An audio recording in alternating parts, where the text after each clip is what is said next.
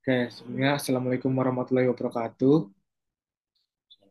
Oke, perkenalkan kami dari kelompok 8. Di sini ingin membahas mengenai progres iterasi yang kedua ya, mengenai skenario MIMO dalam coverage perencanaan jaringan LTE pada mid-band frekuensi 1800 MHz di kawasan Pondok Indah. Next. Dengan saya sendiri, itu Amara Lidya Wilujeng dengan NIM 211011007. Selanjutnya ada saya, Raihan Najib Darmawan dengan NIM 2110101. Ada saya Bruna Bekaskara 1810-14. Ada saya Zidil Mubarok 2010 1144. Oke, next. Oke, yang pertama, kenapa sih kami memilih judul ini ya? Eh, yang pertama, dalam era transformasi digital ini, kebutuhan akan konektivitas jaringan wireless, kabel yang cepat akan terus meningkat, khususnya di kawasan urban ya seperti Pondok Indah, di mana permintaan layanan broadband yang cukup tinggi. Teknologi LTE, khususnya pada frekuensi 1800 MHz, menjadi standar utama dikarenakan menawarkan suatu kapasitas data yang besar dan efisiensi spektrum, meskipun cakupan sinyal terbatas di lingkungan urban dengan hambatan fisik. Dengan demikian, adanya teknologi multiple input, multiple output atau MIMO menjadi salah satu solusi untuk meningkatkan throughput dan juga efisiensi spektrum pada frekuensi ini. Penelitian penelitian terdapat penelitian yang menunjukkan bahwasannya MIMO pada 1800 MHz dapat meningkatkan RSRP hingga 8 dB dan throughput hingga 40%. Penelitian lain juga menemukan bahwasannya antena MIMO dapat memperluas cakupan, meningkatkan efisiensi spektrum, dan mengurangi interferensi.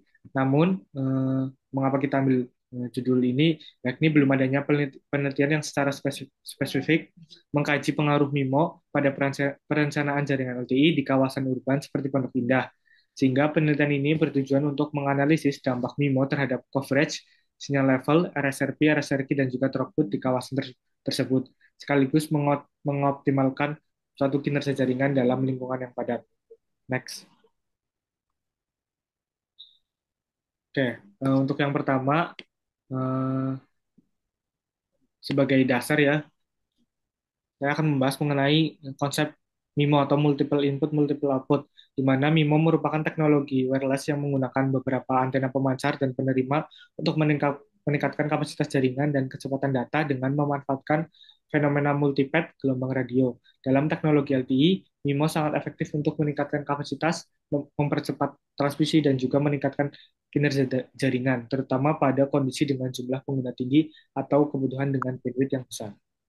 Oke, selanjutnya pembahasannya akan saya serahkan ke Raihan.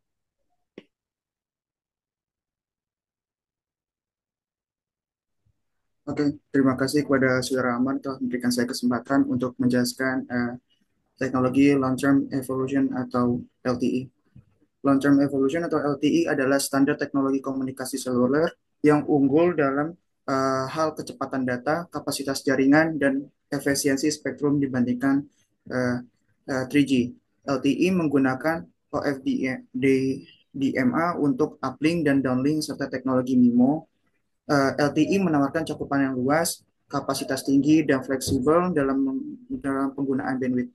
Selain itu, LTE mendukung integrasi dengan teknologi yang ada, mengurangi biaya operasional, dan memungkinkan penggunaan multi antena untuk meningkatkan kinerja jaringan secara keseluruhan. Selanjutnya, di sini terdapat COS HATA, COS 231 HATA. COS 231 HATA adalah model propagasi radio yang digunakan untuk memperkirakan kerugian jalur atau path loss pada komunikasi seluler. Uh, Sesungguhnya pada frekuensi 1900 sampai 2000 MHz di area perkotaan dan suburban. Model ini menghitung daya yang hilang selama transmisi dengan mempertimbangkan jarak, ketinggian antena, dan tipe lingkungan sehingga sangat berguna dalam perencanaan jaringan seluler untuk menentukan jangkauan dan kualitas sinyal. Selanjutnya terdapat suburban. Suburban merupakan sebuah wilayah yang terletak di antara kawasan perkotaan dan pedesaan. area suburban umumnya berkembang sebagai perpanjangan dari desa besar, menawarkan kombinasi antara kehidupan yang lebih tenang dalam akses yang mudah ke fasilitas perkotaan. Wilayah ini seringkali terdiri dari area perumahan, komersial, dan beberapa fasilitas publik, dan biasanya memiliki kepadatan penduduk yang lebih rendah dibandingkan dengan kota. Suburban seringkali menjadi pilihan bagi orang yang mencari keseimbangan antara kehidupan kota dan pedesaan. Makasih. Selanjutnya saya akan kembalikan ke moderator.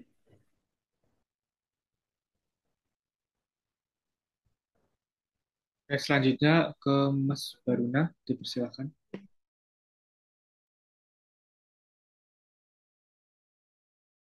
Ya, kemudian di metode penelitian,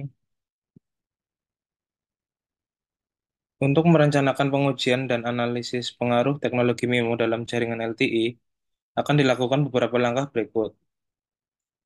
Yaitu langkah-langkah tersebut akan dijelaskan dalam flowchart yang di samping ini.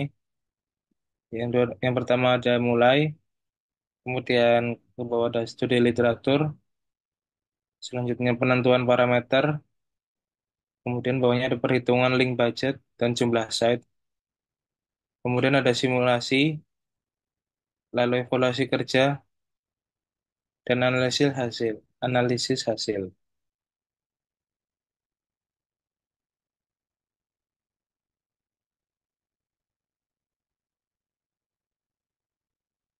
Penjelasan metode. Di studi literatur, pada tahapan pertama yaitu dimulai dengan studi literatur. Tujuannya utamanya adalah membaca dan menganalisis teori terkait MIMO, LTE, model propagasi, host 231 HT, serta pengaruhnya terhadap kualitas sinyal dan throughput. Pada tahap ini, literatur akan dipelajari untuk memahami bagaimana MIMO mempengaruhi coverage dan throughput dalam jaringan LTE, serta penggunaan model propagasi COS 231 HT untuk daerah dengan kepadatan menengah hingga tinggi seperti yang ada di kawasan Pondok Indah. Lalu pada penentuan parameter, pada tahap kedua adalah penentuan parameter, dengan tujuan menentukan parameter teknis yang diperlukan untuk simulasi dan pengujian jaringan. Lokasi pengujian akan dilakukan di kawasan Pondok Indah, yang termasuk dalam kategori suburban hingga urban, mempertimbangkan faktor kepadatan penduduk dan kondisi geografis. Frekuensi kerja yang digunakan adalah 1800 MHz dengan fokus hanya pada sisi downlink. Dengan bandwidth yang digunakan adalah 20 MHz di band 3. Model propagasi yang dipilih adalah COS 231 HT yang digunakan untuk menghitung propagasi sinyal di area suburban dan urban.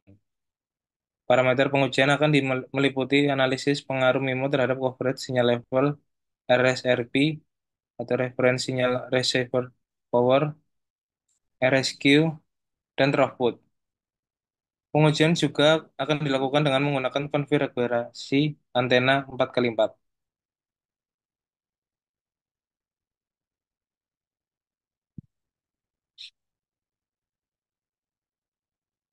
Oke, selanjutnya Mas Ziad bisa mempresentasikan ya. Nah, di tahap ketiga ini adalah perhitungan link budget dan jumlah site. Dengan tujuan menyusun perhitungan teknis terkait kebutuhan daya dan jumlah site yang diperlukan untuk mencakup area dengan kualitas sinyal yang optimal. Perhitungan link budget akan dilakukan untuk mengetahui daya yang diperlukan agar sinyal sampai ke perangkat dengan kualitas yang cukup. Berdasarkan perhitungan tersebut, jumlah site BTS yang dibutuhkan untuk mengcover seluruh area pengujian di Pondok Indah 20 km akan ditentukan. Kemudian di tahap keempat ada simulasi dengan tujuan menggunakan perangkat lunak atol untuk mensimulasikan performa jaringan LTE dengan parameter yang telah ditentukan. Setelah parameter disusun, simulasi dilakukan di atol untuk memodelkan bagaimana jaringan LTE bekerja dengan kondisi yang ditentukan seperti frekuensi, bandwidth, lokasi, dan penggunaan MIMO. Hasil simulasi akan memberikan gambaran mengenai kualitas converge, throughput, dan sinyal di seluruh area pengujian. Di tahap kelima ada evaluasi kerja yang bertujuan untuk mengukur dan mengevaluasi performa jaringan berdasarkan hasil simulasi yang dilakukan. Evaluasi coverage akan memastikan bahwa seluruh area pengujian mendapatkan coverage yang baik sesuai dengan standar yang diinginkan. Evaluasi kualitas sinyal meliputi pemeriksaan nilai RSRP dan RSRI. Akan dilakukan untuk memastikan bahwa sinyal yang diterima cukup kuat dan kualitasnya baik meskipun dalam kondisi jaringan yang padat. Kemudian tahap terakhir adalah analisis hasil dengan tujuan untuk menarik kesimpulan berdasarkan hasil simulasi dan evaluasi yang telah dilakukan. Analisis akan difokuskan pada pengaruh MIMO terhadap converge dan throughput untuk melihat sejauh mana penerapan MIMO dapat meningkatkan kualitas jaringan dalam kondisi padat serta mengoptimalkan efisiensi spektrum. Berdasarkan analisis ini, optimasi jaringan akan dilakukan untuk memastikan kualitas sinyal dan kapasitas jaringan yang lebih baik, baik dengan menambah site atau meningkatkan konfigurasi antena 4x4 MIMO.